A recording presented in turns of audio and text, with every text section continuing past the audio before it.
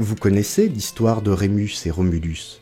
Ni le site, ni le nom de Rome n'existaient alors. Les jumeaux s'étaient disputés qui prendrait la tête de la ville en fondation. Pour se départager, chacun s'était placé sur une colline de la future ville afin de prendre les augures, c'est-à-dire de s'en remettre au choix des dieux en observant le vol des oiseaux. Malheureusement, la rivalité aboutit à un fratricide, la ville prenant le nom du vainqueur, Rome comme Romulus. Pourquoi est-ce que je vous en parle ? En travaillant sur le sujet, je suis tombé sur un passage de l'historien Tite-Live qui m'a interrogé. Il y est question de Rémus et de Romulus choisissant leur lieu d'observation. Il est écrit au livre 1, au chapitre 6 précisément, « Quoniam gemini essent » puisqu'ils étaient jumeaux. « Nec aetatis recundia discrimen facere posset » et que le respect lié à l'âge ne permettait pas de faire la différence. Ut dii, quorum tutelae et alloca essent, afin que les dieux, qui étaient protecteurs de ces dieux, auguris legerent, choisissent avec des augures, qui nomen novae urbi daret, qui donnerait son nom à la ville nouvelle, qui conditam imperio regeret, qui exercerait le pouvoir quand elle serait établie, ad inaugurandum templa capiunt. Pour prendre les augures, ils choisissent comme temple Palatium Romulus Remus Aventinum, Rémus le mont Aventin et Romulus le Palatin. C'est l'évocation des temples qui m'a interpellé. D'une part parce que les divinités ne sont pas précisées, et surtout parce qu'avant ce passage, Tite-Live ne nous renseigne pas sur la construction de temples. Rome n'est pas encore fondée, et pourtant, en prenant naïvement le texte de Tite-Live, on croirait que les monts Palatin et Aventin étaient eux-mêmes des temples. Voyageurs, fraternité, amis, j'aimerais vous soumettre une réflexion aussi étonnante que productive que signifie vraiment le mot latin templum. J'ouvre une petite parenthèse. Il existe d'autres termes en latin qu'on peut traduire par temple, comme aedes, delubrum, fanum, mais on les traitera dans d'autres circonstances. De nos jours et en français, on sait tous à quoi le mot temple se réfère. Il s'agit, au degré minimal, d'un bâtiment dévolu au culte d'une divinité.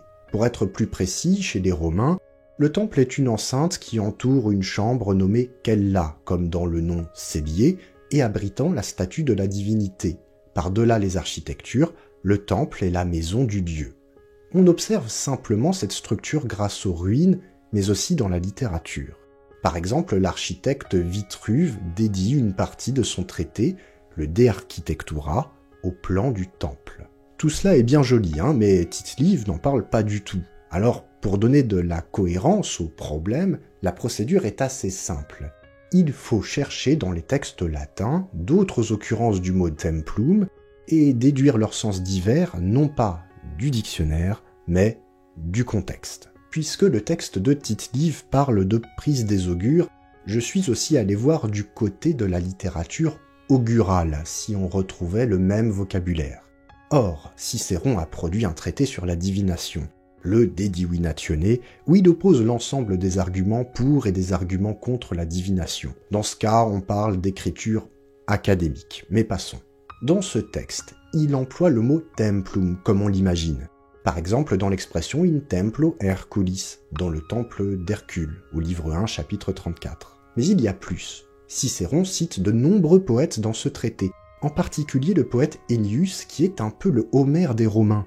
Ennius est le grand fondateur de la poésie latine, que tous les auteurs romains ont étudié, et que vous ne connaissez pas parce qu'il ne reste rien de ce qu'il a écrit, sinon des citations. C'est ballot.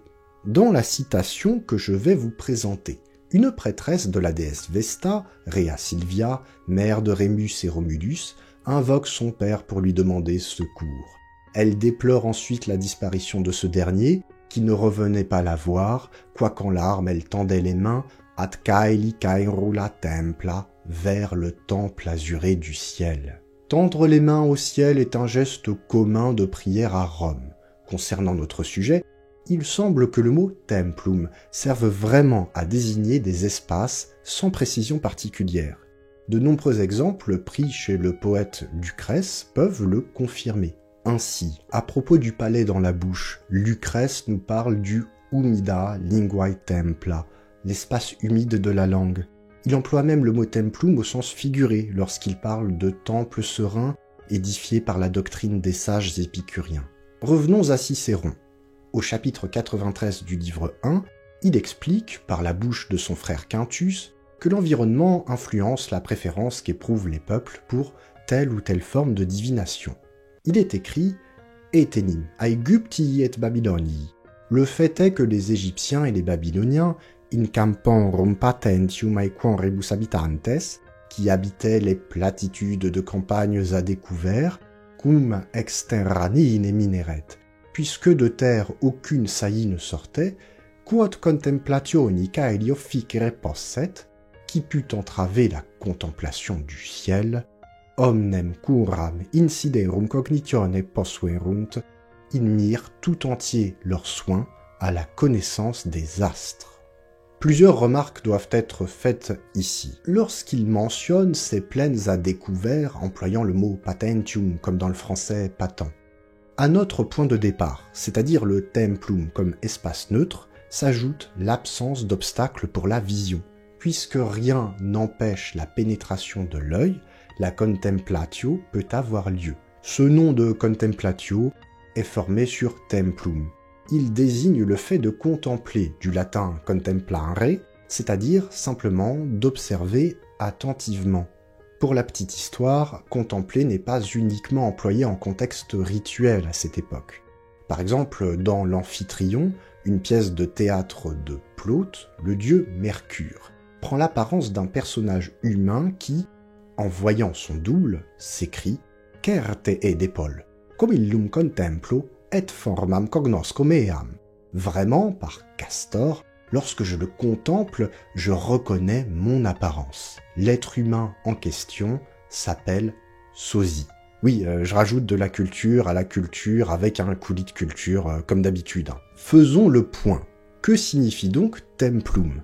En résumé, nous avons laissé de côté le terme d'architecture pour parler d'un simple espace sans obstacle à la vision et parfois spécialisé dans le vocabulaire augural. Ce dernier sens nous est confirmé par les lettrés romains eux-mêmes. On trouve dans un lexique latin la définition suivante pour le mot contemplare. Contemplare dictum est a templo, id est loco qui ab omni parte aspici, vel ex quo omnis pars videre potest, quem antiqui templum nominabant.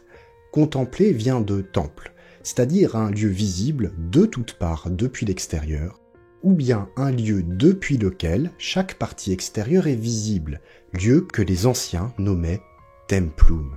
J'ai tiré cette définition d'un traité, le De Lingua Latina, de la langue latine, composé par Varron, un homme de lettres romain. Au livre 7 du De Lingua Latina, Varron annonce son projet d'étudier entre autres le vocabulaire des espaces chez les poètes. Oui, ce choix est étrangement précis, mais il est cohérent dans l'esprit romain. Vous vous rappelez de l'expression poétique « in caerula caeli templa » dans les temples azurés du ciel. Varron éclaire notre lanterne à ce sujet. Il écrit « templum, tribus modis dicitur ». On emploie templum de trois manières. Ab natura, selon la nature. Ab auspicando, selon l'art augural. Et enfin, a similitudine, selon la ressemblance. Puis il développe. Ab natura in caelo, selon la nature, au ciel. Ab auspicis in terra, selon l'art augural, sur terre.